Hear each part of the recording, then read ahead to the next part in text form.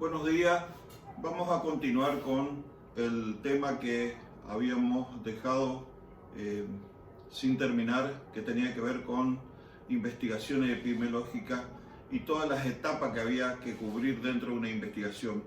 Habíamos hablado de la determinación de casos, los criterios que se seguían para la determinación de casos, los tipos de casos, la identificación de los mismos, cuando llegábamos a la certificación o a la confirmación de un caso determinado, habíamos determinado que el segundo paso, que era establecer si estábamos frente a un evento de brote o epidemia. Hablamos muy bien de lo que era brote, hablamos bien de lo que era epidemia. Ahora vamos a hacer un capítulo totalmente aparte para dedicarnos de lleno a lo que es la determinación del canal endémico, para justificar y para que veamos bien de cerca de dónde proviene esa famosa cifra esperada. Pero acá vamos a continuar con los enunciados y los conceptos de esos tipos de eventos. Establecimos lo que era brote, establecimos lo que era epidemia, y una vez que dejamos firme esos dos conceptos, pudimos abordar y encarar qué es lo que hoy por hoy determina la ciencia y qué es lo que el enfoque que hoy por hoy tiene la humanidad con respecto a las situaciones, dado el avance tecnológico, el avance científico, y que, como decíamos, mayormente hoy no permite que las situaciones, que ahora vamos a dar algunos ejemplos de lo que realmente era epidemia en el mundo, no permite que esos eventos ocurran, salvo algunas situaciones que lamentablemente desde el día que se establecieron como algunas enfermedades emergentes, hoy por hoy siguen en aumento, y pese a todos los esfuerzos que se hace para controlarla y sobre todo para prevenir, siguen en franco aumento. Pero vamos a continuar con lo nuestro.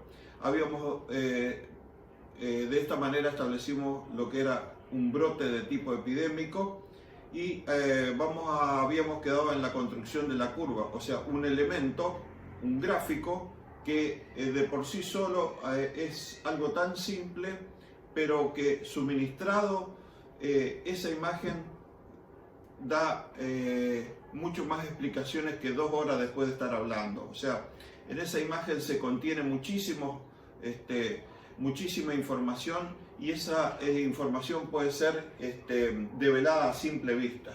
Ahí tenemos que los datos levantados, o sea, esos datos levantados de la casuística, o sea, el hallazgo de los casos de las enfermedades, podemos contabilizarlo y utilizarlo para la elaboración de una curva epidémica o epicurva, también denominada. Debe ser creada en cada caso particular, cada evento tiene que tener su propia curva, y constituye la representación gráfica del número de casos epidémicos de acuerdo a la fecha de aparición en los mismos, de tal forma que el eje vertical, exactamente, porque en el eje vertical se agendan la frecuencia, o sea, el número de casos, y en el eje horizontal tiene que ver con la determinación de la unidad de tiempo que nosotros elegimos para establecer ese evento. Si ese evento es muy corto, vamos a elegir las horas para establecer la aparición y de alguna forma la terminación de ese evento. Si ese evento se prolonga más, elegiremos semanas. Si ese evento se prolonga más, elegiremos meses. De esta forma, y los días que me estaba faltando, que muchas enfermedades se pueden, establecer como unidad de tiempo, tomar los días. De esta forma va a quedar registrada, y en cada momento del tiempo, en cada unidad de tiempo que se registre determinado número de casos, va a ir formando un dibujo, una imagen, como la tienen ahí, ¿ven? La tienen ahí, donde acá abajo tenemos la frecuencia, está establecida en 30, tiene que ver con, ahí si bien dice horas, no puede ser nunca, porque a las 24 tendría que volver a 0. Hay una pequeña confusión. Y en la vertical el número de casos. Esta es la presentación de una patología X en un momento X del tiempo y determinó ese tipo de curva.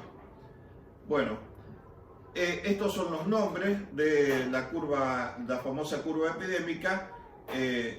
Por un lado el inicio, la zona ascendente, o sea, a medida que va tomando los individuos, llegará un momento que será su punto culmine. Eso se denomina pico o cima, y en este caso es puntual porque baja inmediatamente. Como bien dice ahí el gráfico, para que sea meseta tendría que continuarse medianamente a esa altura determinada, pero en este caso baja abruptamente, constituyendo la zona de declinación o zona descendente. ¿Qué información, como lo dije anteriormente, nos suministra? Y es muchísima. El patrón de la propaganda de la epidemia, o sea, ni bien nosotros vemos esa imagen, vemos la magnitud y en qué forma se está propagando. De ahí, patrón de propagación. Si se continúa o si tiene algunos altibajos en la continuación, o si es, se mantiene en número muy alto de casos, una frecuencia alta y después desciende, o si directamente tiene un pico y desciende abruptamente. La magnitud de la epidemia, casos aislados en la detección. Esto de casos aislados es muy importante porque los primeros casos aislados, como este que está acá, pueden pertenecer a el caso inicial, o sea, el caso que da origen, digamos, a esta situación. O puede ser el caso índice, o también puede no pertenecer a este evento y pertenecer propio a la, a la endemia que constantemente se está dando en un lugar. Después otro, la tendencia en el tiempo, evidentemente con el formato de la curva nos vamos a dar cuenta inmediatamente si se mantiene o declina sensiblemente. Y por último, lo que sirve la curva para la determinación de un momento del tiempo muy importante que tiene que ver con la determinación del periodo de incubación y el periodo probable de exposición. O sea, tratar de alguna forma de averiguar en qué momento todos estos individuos que enfermaron tuvieron contacto con la fuente de infección. Cuando se hace un tipo de investigación y sobre todo cuando hay connotaciones legales en ese sentido, es importante determinar lo que se denomina periodo probable de exposición, que tiene que ver con el momento justo, medianamente justo por así decir, en que todos estos individuos tuvieron contacto en una fuente común con la fuente de infección. El patrón de la propagación de la epidemia, acá lo pueden ver. Por ejemplo, es el clásico tipo de una epidemia de tipo, o sea, de un gráfico de tipo puntual. Todos los casos están dentro de un periodo de incubación.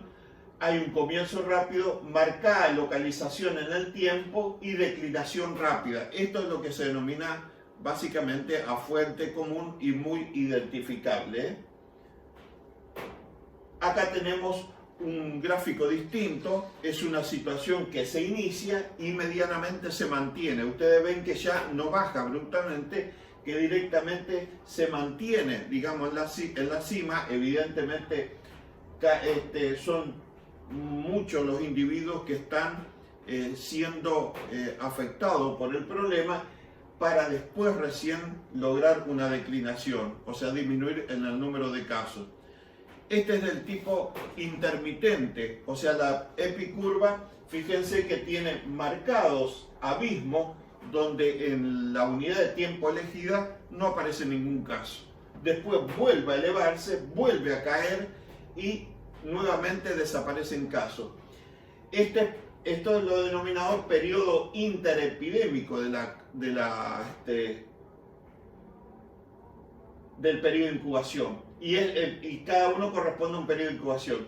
Pero acá hay que sospechar en algo raro que se está dando, por la cual los individuos, o sea, los huéspedes susceptibles, dejan por un espacio de tiempo de acceder a la fuente de infección para después nuevamente acceder. Por eso se dan estos altibajos y de ahí el nombre de exposición de tipo intermitente. Acá tenemos otros ejemplos. Y esto es lo que se denomina una epidemia propagada. Fíjense, comienza, hay un leve ascenso, desciende, pero no desciende a cero el número de casos, vuelve a subir, vuelve a bajar, vuelve a subir y ya pero que en connotaciones mucho más drásticas hasta esta zona donde realmente el número de individuos que caen, digamos, que hacen contacto con la sucesión de individuos que se van estableciendo, de ahí que es propagada, o sea, los mismos grupos de individuos, por contacto con otros individuos huéspedes susceptibles que todavía no han contactado con el agente, se suceden en forma constante los distintos periodos de contagio, o sea, los distintos momentos de contagio, y por consiguiente eso se refleja en la curva epidémica, ¿no? Que en ningún momento llega a descender a 0 casos, desciende algo para nuevamente subir. Este es la clásica imagen de una epidemia propagada. Dice, los casos ocurren dentro de varios periodos de incubación, comienzo lento, no hay localización en el tiempo del episodio y declinación lenta. Esto es lo que se denomina fuente propagada. La magnitud de la epidemia, la curva epidémica puede también dar idea de su magnitud. Si el número de casos reportados es elevado, debe tenerse en cuenta la enfermedad en cuestión, el área geográfica afectada y el tiempo que se produce, sobre todo si es pequeña. Ahí tenemos otros ejemplos. Esta tenía que ver con la epidemia de la H1N1 que diera inicio en México en el 2009. Esta es la misma afectación de H1N1 en el mundo. Esta corresponde a Perú en el 2009 y esto tiene que ver con las muertes, ¿no? Fíjense cómo las muertes se localizaron en un periodo breve de tiempo y después le costó llegar a 0 para después reanudar en algunos casos. Esta es la epidemia del famoso SARS en el 2003 en el mundo, que se ubicó en un periodo bastante corto de tiempo. Fíjense, desde más o menos el 10 o más o menos el 3 o 4 de marzo hasta el 16-17 de junio. O sea, acá está determinado en la parte superior cuando realmente se hizo notorio desde el 15 de abril hasta el 15 de junio de 2003. Fíjense que muy poco tiempo duró de esta, que tenía que ver también con un coronavirus. Esto es como fue avanzando el dengue en las Américas desde que inició su vuelta, por así decir, después de que todos los países de América del Sur, a través de la utilización del clorado, realmente eliminaron, desterraron, aniquilaron, por así decir, el vector, o sea, el Aedes aegypti de esta zona del continente. Ahí tienen cómo fue avanzando. Fíjense en un año cómo fue tomando el dengue en América, ¿no? Y eso es a consecuencia del desplazamiento del vector y la nueva reinfestación del vector. Ahí lo tienen en el 2002. Y esto es la reinfestación de la Aedes aegypti, o sea, cómo fue avanzando. Fíjense, 1930, cuando en esa época asolaba la Argentina y provocaba grandes estragos, pero no con el dengue, sino con la fiebre amarilla, porque el mismo vector. Y justamente por esa problemática de la fiebre amarilla, fue combatido a través de cuando se utilizó los clorados en la década del 50. Fíjese que para el 70 se había eliminado completamente la presencia del vector en las Américas, había quedado centralizado en América Central. Para después nos dejamos estar con las medidas para mantener ese estatus y nuevamente en el 2001 empezó la reinfestación hacia América del Sur hasta este momento, que realmente la situación es tremendamente preocupante, particularmente acá en la Argentina, con el número de casos elevadísimo de dengue que hay en este momento. Ahí habíamos hablado de los casos aislados, la detección. Pueden estar relacionados o no con la epidemia. El hecho de que estar muy junto a la curva máxima no quiere decir que pertenezcan a la curva. Bien, como dice ahí, puede ser una mala codificación la presencia de alguno o la digitalización de los datos. También hay errores de un caso temprano, puede significar un caso basal de la enfermedad y no la epidemia en cuestión. O sea, basal se refiere a la clásica endemia, o sea, la presencia habitual de la enfermedad y no a un brote determinado por encima, digamos, que se dé en forma tan intempestiva de esa forma.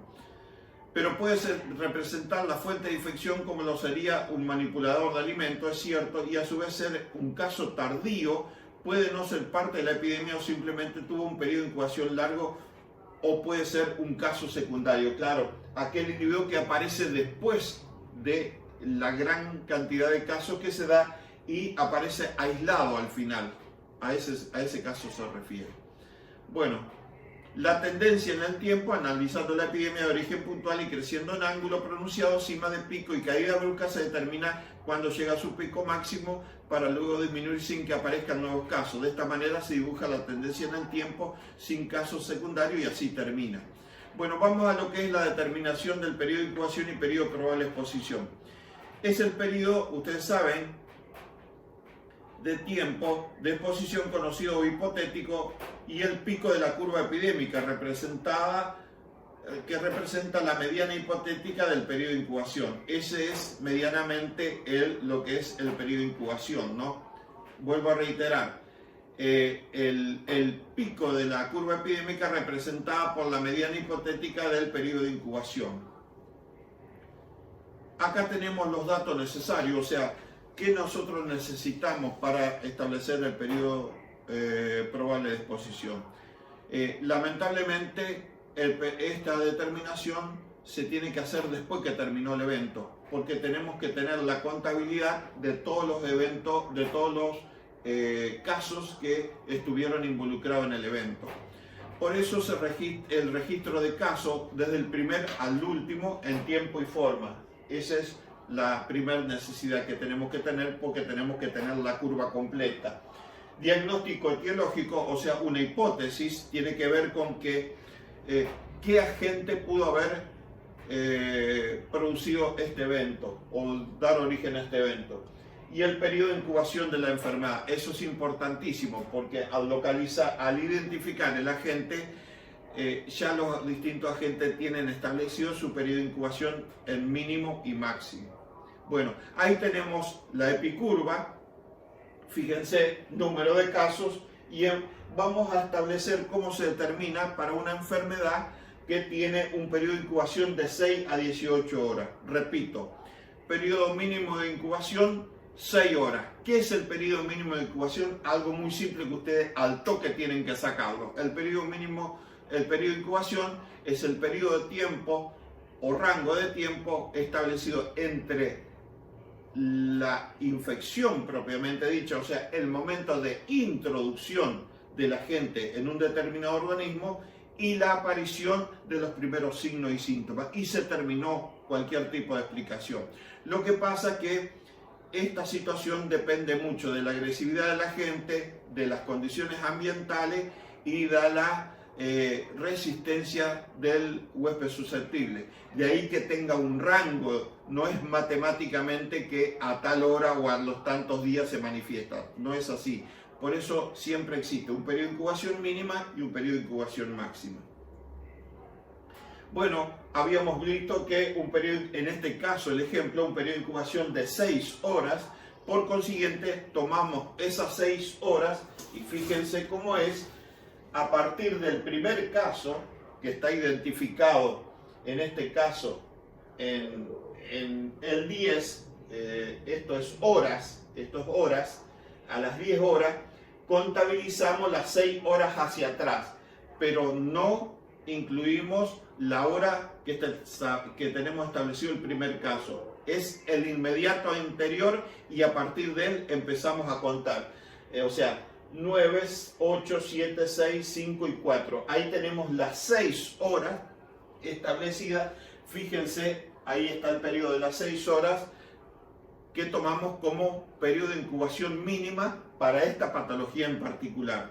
Por otro lado, tomamos el periodo de incubación máxima, que estaba establecida en 18 horas, y ahí sí contabilizamos incluimos en la hora establecido del último caso que tiene registro la epicurva. Contabilizamos las 18 horas hacia atrás y establecemos la marca. Fíjense, 18 horas hacia atrás. ¿Qué sucede? Ahí, como bien dice, la placa se va formando, queda determinado entre el punto inicial del mínimo y el punto inicial del máximo, queda encerrado un periodo de tiempo. Bueno, ese periodo de tiempo que queda encerrado viene a ser la probable situación en el tiempo donde todos estos individuos tuvieron contacto con la fuente de infección. ¿Por qué es importante la determinación de este momento? Porque desde el punto de vista legal nosotros tenemos que tratar de indagar qué sucedió entre las 4 y las 6 horas. Algo tuvo que haber sucedido de tal forma que todos los individuos tuvieron contacto con una fuente de infección. Vamos a suponer, justo a esa hora entró un camión, justo a esa hora entró un vehículo, vino gente de afuera, a esa hora se llegó a traer el alimento, algo tuvo que haber sucedido. O como el otro día vi en un video en Facebook, donde un ganadero se lamentaba y mostraba cómo las vacas habían roto el alambrado perimetral por una cuestión de, digamos, del alimento que estaba del otro lado del alambrado. Ingresaron a un trigal y murieron como 30 animales con un meteorismo terrible. Los había filmado y se lamentaba porque eran hermosos animales que llegaron a consumir en exceso trigo y eso le produjo una flatulencia terrible, y esa flatulencia, o sea, la cantidad de gas que se acumula en el rumen, empieza a comprimir la parte respiratoria, o sea, el aparato pulmonar, hasta que le impide continuar respirando, y de esta forma, si no se los auxilia tratando de sacar ese gas comprimido, terminan muriendo por imposibilidad de hacer los movimientos respiratorios. Los animales habían roto el alambrado y de esa forma se llegaron al trigal y sufrieron este problema. Bueno, eso se puede determinar el momento que sucedió cuando ocurrió eso. Vuelvo a reiterar, en cualquier patología lo primero que hay que saber inicialmente es la sospecha a través de la hipótesis del agente. Cuando tenemos el agente identificado, establecemos, si no nos acordamos, nos vamos a los libros y nos fijamos cuál es el periodo mínimo y máximo de incubación. Vuelvo a reiterar, una vez que tenemos bien establecida y bien dibujada la curva, nos vamos al primer caso. El primer caso no lo tomamos, o sea, la unidad de tiempo del primer caso no la tomamos, utilizamos la inmediata anterior, o sea, antes de que se inicie el evento, y a partir de ahí contabilizamos las horas del periodo de incubación mínima y establecemos una marca. Nos vamos al último caso, este sí lo incluimos dentro del conteo, utilizamos la unidad de tiempo en que apareció el último caso, o sea, esa hora, y contabilizamos el periodo máximo de incubación hacia atrás. De esa forma queda determinado encerrado un periodo de tiempo y ese es el momento que probablemente, fíjense el término que se utiliza, en biología nunca se asegura nada, que probablemente todo este grupo de individuos estuvo en contacto con la fuente de infección. No se vayan a equivocar, no vayan a creer que porque acá terminó el día no pueden pasar al día anterior. Muchas veces los ejercicios que se entregan para determinación del periodo de incubación, o sea, acá no empezó el mundo, ¿no? Tenemos el día anterior. Por consiguiente, si llegan a 0, tienen que pasar al día anterior, a las 24 horas del día anterior. O sea, no se encierren, como hacen siempre, y se anclan en lo que ven nomás. ¿Cuáles son las dificultades? Bueno, suele estar definida por un número de individuos que asistieron al evento, vamos a suponer también las intoxicaciones, o potrero, laboratorio, lo que fuera, llegada de animales nuevos, escape, gas tóxico, lo que fuera. La dificultad estaría en identificar quiénes estuvieron expuestos y si todos los expuestos son susceptibles de desarrollar la enfermedad. A ver, ¿qué pasó? No, me parece que me salí de placa. Ah, no, está bien.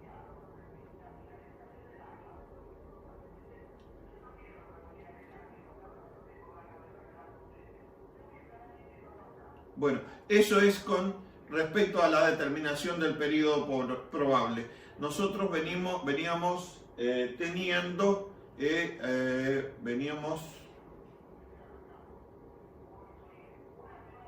habíamos visto, algo que nos faltaba completar era con respecto a la endemia. Habíamos dicho muchas veces que la endemia es la ocurrencia habitual de una enfermedad de un agente infeccioso dentro de una zona geográfica determinada. Puede significar prevalencia, recuento cifra de una determinada enfermedad en la zona, pero la endemia no es sinónimo de número. Eso siempre lo repetimos. La prevalencia sí es sinónimo de número.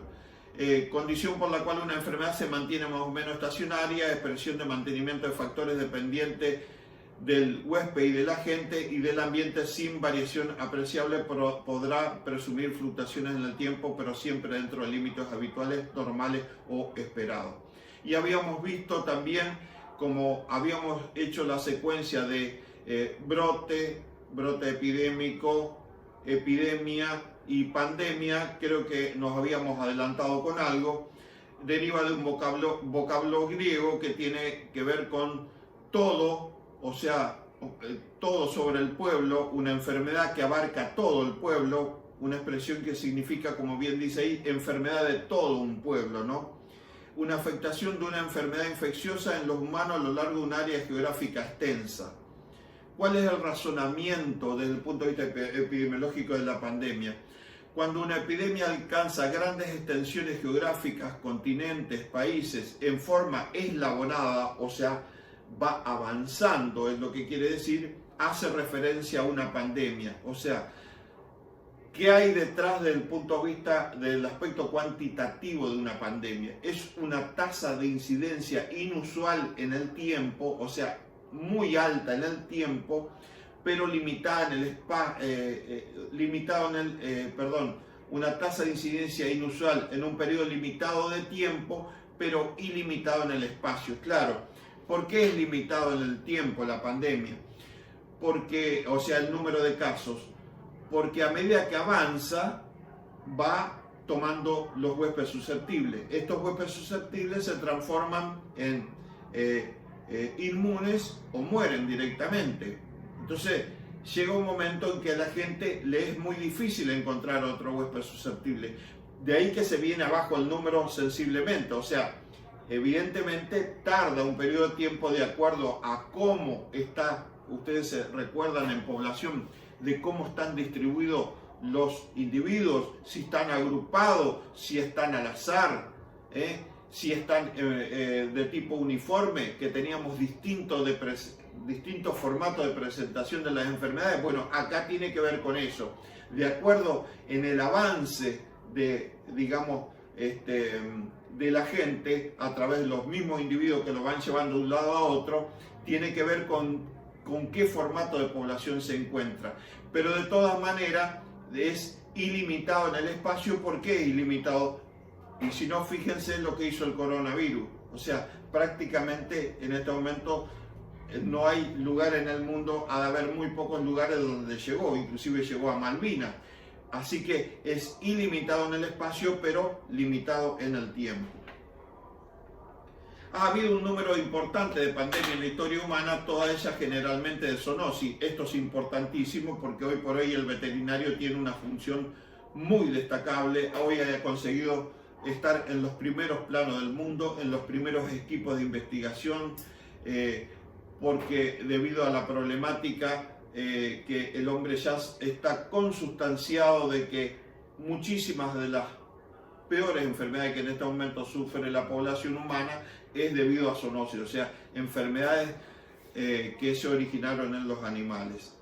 Han llegado a la domesticación de los animales tales como la viruela, la difteria, la gripe, la tuberculosis. Acá tenemos algunos ejemplos, vamos a dar algunos ejemplos rápidos para que ustedes tengan noción de lo que realmente se llamaba epidemia. Por eso que hoy por hoy, tanto la parte política como la realidad hace medianamente impropio el uso de ese término epidemia, salvo raras excepciones, ¿no? Como el tema del corona. Plaga de Atenas durante la guerra 430 años antes de Cristo. Se supone que era una fiebre tifoidea, o sea, provocada por algún tipo de salmonela, donde llegó a afectar a 50.000 personas y algunos creen que llegó a 300.000 personas. Otro ejemplo, la peste antoniana, 165 a 180 años antes, acá ya habíamos pasado, estábamos en el año 165 a 180 en Roma, y tuvo que ver con la viruela traída de Oriente, que mató a una cuarta parte de los infectados y hasta 5 millones de individuos en total. Acá se establece que el momento más activo en un segundo brote, año 251 o 266, se dice que llegaban a morir 5.000 personas por día en Roma. Fíjense, otra vez, pobre Italia, ¿no? Hackeada por las sucesivas epidemias en el mundo, ¿no? Ahora, nuevamente con el tema de corona, prácticamente uno de los países que más mal la ha pasado, ¿no? Con la cantidad de muertos que ha tenido y cómo lo ha tomado desprevenido. La peste de Justiniano tenía que ver con la peste bubónica, la peste negra ya, que comenzó en el siglo XIV y siguió avanzando y volvió a Europa. Comenzó en Asia y alcanzó el Mediterráneo y en Europa occidental en 1348, que fue llevada por los mercaderes que huían de la guerra de Crimea. Mató a 20 millones de europeos en 6 años. Fíjense, 20 millones de individuos en 6 años. Una cuarta parte de la población y hasta la mitad de la población de las zonas urbanas más afectadas. También se continuó y habla que habrían muerto de 50 a 80 millones de personas en un nuevo rebrote en 1346 entre 1346 y 1361. Fíjense el número de personas afectadas, ¿no? Y en el caso de China, fíjense que llegó a mermar la población de 125 a 90 millones, o sea que prácticamente 35 millones de personas fallecieron a consecuencia de una variante se dice que es una variante de la bacteria Yersinia pestis, que apareció en 1320 en el desierto de Gobi y en 1334 llegó a China, un año después de las grandes inundaciones.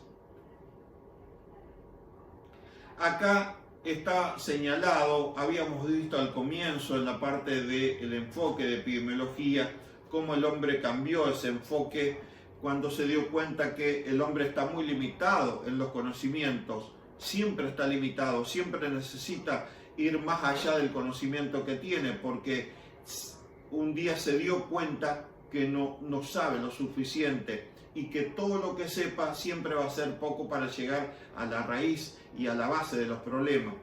En este sentido, de la relatividad de los conocimientos científicos. Fíjense el trabajo que se ha hecho en Inglaterra, donde se descubrió, por así decir,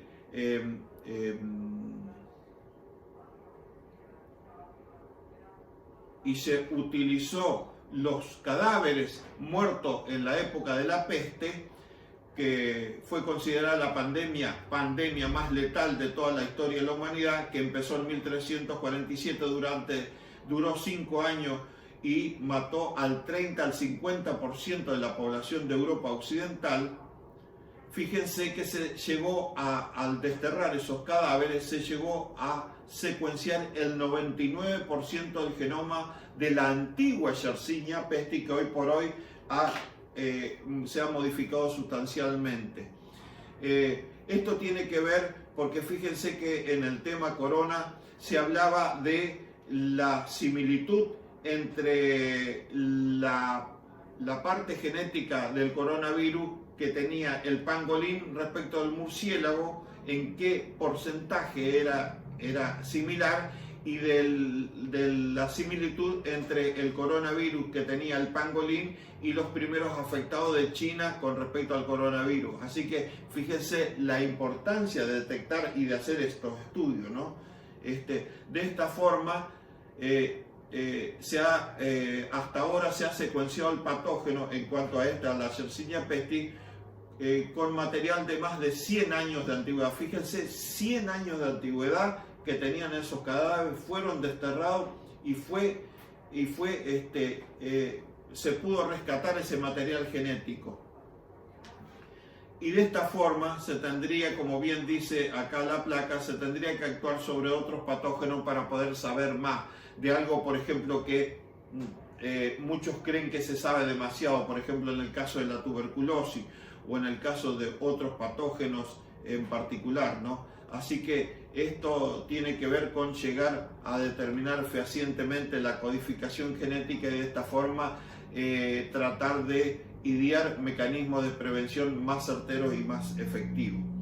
Acá está la viruela también, el cólera también, situaciones, el escorbuto, la fiebre amarilla que tantos problemas hoy en día trae, la sífilis que hoy por hoy en la Argentina estoy leyendo que vuelve a recrudecer por una cuestión tal vez de falta de conciencia en las relaciones sexuales y promiscuidad. He estado leyendo que en mi provincia natal, Entre Ríos, es impresionante en algunas ciudades cómo están alarmados por la cantidad de sífilis en adolescentes y personas jóvenes que está habiendo digamos, propio de la conducta sexual que reina en este momento, ¿no? La malaria, otra situación, o paludismo, ¿no? La poliomielitis, hoy por hoy cambió sustancialmente la vacunación de la prevención de la poliomielitis en la Argentina. Las gotas fueron desterradas por directamente una aplicación inyectable. Realmente yo cuando era chico conocí los afectados de poliomielitis, son lamentablemente la gente con parálisis, pero la gente con parálisis era las criaturas con parálisis las que nosotros veíamos porque eran los que quedaban vivos, pero después estaban los que morían también. El SIDA, otra problemática como enfermedad emergente que desde que apareció en la década del 80, que fue individualizada oficialmente en el 81 por primera vez, hasta el día de hoy ha seguido en aumento y cada vez, si bien se ha avanzado muchísimo en el tratamiento, pero hoy por hoy miles y miles de estudios en el mundo están tratando de llegar a ver si pueden obtener una cura del SIDA, que todavía no lo han logrado. Bueno, acá tiene que ver con cómo el SIDA ha ido cambiando desde que apareció del 80, y eso tiene que ver con algo importantísimo que se estudia en epidemiología, que es el criterio epidemiológico, que abarca muchas veces las costumbres de la población, y eso hace que las enfermedades cambien como quien dice, de fisonomía en el formato de presentación. En un momento de la historia se inclinan hacia un sexo, después se inclinan hacia otro sexo y hacia otro sexo, como bien tenemos hoy varios tipos de sexo, ¿no? Pero así va rotando y últimamente se habla de una masculinización en la Argentina del SIDA y sobre todo de los jóvenes. Eso es lo más aterrador. Bueno, veníamos hablando de la pandemia. ¿Cuáles son las condiciones para establecer una pandemia? Indica que tendría que aparecer un virus nuevo, es exactamente lo que ocurrió con el corona, que no haya circulado previamente y por lo tanto no exista población inmune a él. Es justamente lo que pasó con la aparición del coronavirus. Apareció y tuvo toda la población mundial completamente desprotegida porque nunca estuvo en contacto con un agente de ese tipo. Que el virus sea capaz de producir casos graves de enfermedad, no cabe duda, la cantidad de muertos que ya tiene en este momento en el mundo, y que tenga una capacidad de transmitirse muy fácil de individuo a individuo. Todas las características que reúne el corona. Por eso no tuvo problema en establecer la situación de pandemia la OMS. No fue así con el H1N1. Demoró un poco más en establecer la pandemia. Acá hace referencia a la problemática del brote epidémico o brote. Fíjense cómo las distintas connotaciones. No hay que anclarse en lo que es la denominación de un evento. Los eventos no van a cambiar porque nosotros le cambiemos de nombre. El tema de la denominación del evento tiene que ver con un manejo que nosotros podamos hacer y sobre todo para evaluar la situación. No porque le demos un nombre o porque le damos otro o porque alguien esté equivocado en la denominación o porque un gobierno no quiera llamar con la realidad una situación, la parte biológica del evento va a cambiar. Eso es un engaño terrible. Pero sí, nosotros como estudiantes y como conocedores de esta información, tenemos que ver la realidad de la situación desde el punto de vista científico, más allá que muchísimas veces, me incluyo, nunca tuve la autorización para abrir la boca y oficializar una situación que realmente se estaba llevando a cabo por cuestiones muchas veces que tienen que ver con connotaciones políticas, ¿no? Pero esa es la realidad y no cabe otra. De ahí que muchas veces los eventos se llaman de una forma para no ocasionar, digamos, no causar pánico en la población o no causar pánico desde el punto de vista político, pero el evento en sí y la biología y los huéspedes susceptibles hacen lo que tienen que hacer independientemente que nosotros los querramos tapar. Esa es la realidad. Ahí fíjense que en el brote de fiebre aftosa habla de brote. No cabe duda que en ese momento no existía fiebre, casos de fiebre aftosa en la zona. O sea que no cabe duda que eso fue un brote epidémico así de una, ¿no? Que tuvo que ver con el último brote epidémico que tuvo la Argentina, que fue justamente acá cerca de Corrientes Capital, en connotación con los tremendos episodios que tuvo Inglaterra, que tienen que ver las otras imágenes. Bueno, vamos a dejar el tema de canal endémico y vamos a ir directamente a continuar con los distintos pasos que tenía que ver,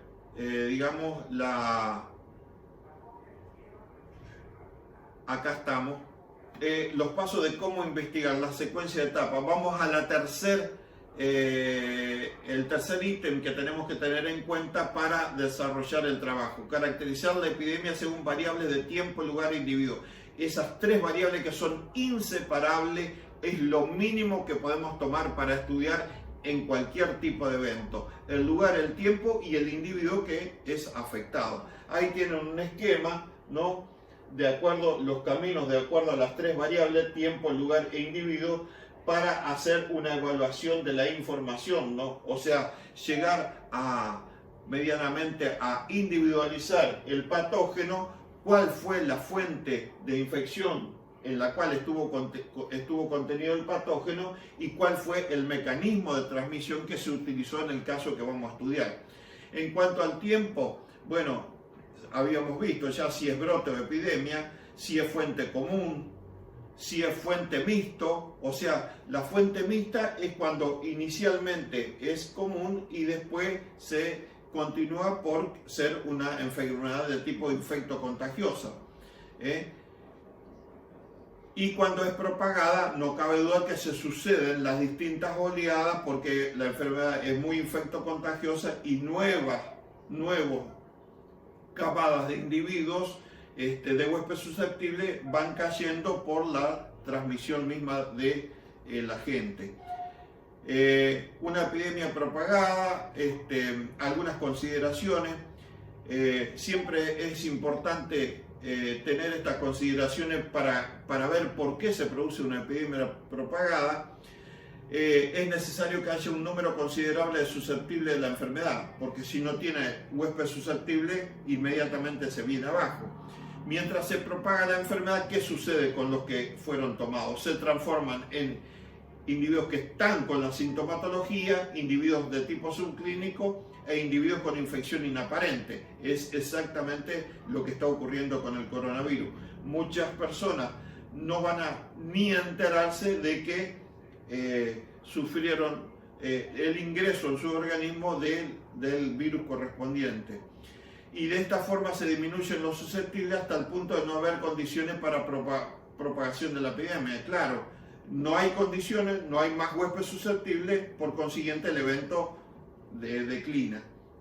Ese mayor número de casos en un momento, esos picos de expresión que dan, fíjense, ¿se acuerdan cuando hablábamos de ecosistema epiendémico, que sobre una endemia alta teníamos pico? Bueno, eso se tiene que ver con la duración de la misma en cuanto a la infectividad de la gente, o sea, un agente nuevo que puede ser o una variante. Recuerdan que venían individuos y muchas veces no se sabía si el agente estaba o lo traían los individuos que ingresaban.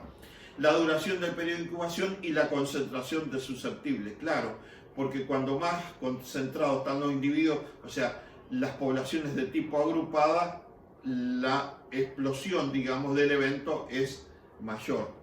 La duración de la epidemia dependerá del número de individuos susceptibles que estén expuestos a la infección y del periodo de tiempo que los individuos susceptibles están expuestos a la fuente de infección y del periodo de incubación mínimo y máximo de la infección. El lugar, bueno, el lugar, la distribución de los casos, eso es importante también para determinar, se determina la zona geográfica, puede ser un departamento, una provincia, un hospital, un trabajo. Acá muchas veces se determina en el tema de coronavirus un hospital o un barrio, puede ser identificado como lugar básico de donde se está produciendo un evento.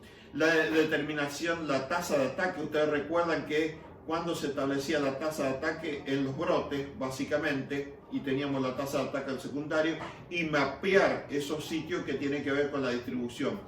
Cuando nosotros mapeábamos, o sea, llevábamos a la cartografía la identificación geográfica, o sea, la ubicación geográfica de esos casos, podíamos tener localizados en un potrero, escuela, lo que fuera. También podía tener forma de focos, de racimos lineales. Muchas veces la cartografía lineal de la evolución de los casos sigue en una ruta. Muchas veces se estableció cuando empezó a ingresar el dengue nuevamente en el 90 en la Argentina. Recuerdo que en Salta, a lo largo de la ruta que venía del norte, se establecían cómo iba avanzando los casos de dengue en la población humana, pero siempre en el transcurso de la línea de la ruta, claro, porque se iban propagando de individuo a individuo, sobre todo en las poblaciones localizadas. Y cuando es difuso, que no tiene una forma determinada. En cuanto a la variable individuo, bueno, es importante la tasa de ataque específica por sexo y por grupo. Ustedes recuerdan que habíamos visto que las tasas tenían dificultades en la comparación, ¿no? Entonces había que hacer una adecuación de las tasas Eso tenía que ver con considerar algunas variables fundamentales. Una de las primeras variables que teníamos, que nos enfrentamos con dificultad, era la edad. O sea, establecer que los individuos dentro de su rango de edad nunca tienen la misma patología. O sea, hay épocas en la vida que se tiene más probabilidad de determinada patología. Bueno, ese era uno de los primeros escollos que encontrábamos para establecer las comparaciones. También el sexo, hay patologías propias del sexo, eso es importante. De ahí que se considere el individuo, en este caso la variable individuo. ¿Cuáles son las tasas de ataque secundario? Ustedes recuerdan que muchas veces es necesario identificar en las tasas acumulativas cómo a partir de un individuo o de unos individuos se va propagando y se acumulan, ¿no? ¿Cuáles son otras características que distinguen a los individuos en general también? Ahora sí pasamos al cuarto ítem, que tiene que ver identificar la fuente del agente y su modo de transmisión. Tiene que ver con formular la hipótesis. Esto no es otra cosa que lo que ustedes saben perfectamente, la determinación de la cadena epidemiológica, hacer conformar la cadena epidemiológica desde el agente colocado en la fuente de infección hasta un nuevo huésped susceptible y nuevamente el reciclamiento de toda esa rueda que trae consigo la presencia habitual de una patología.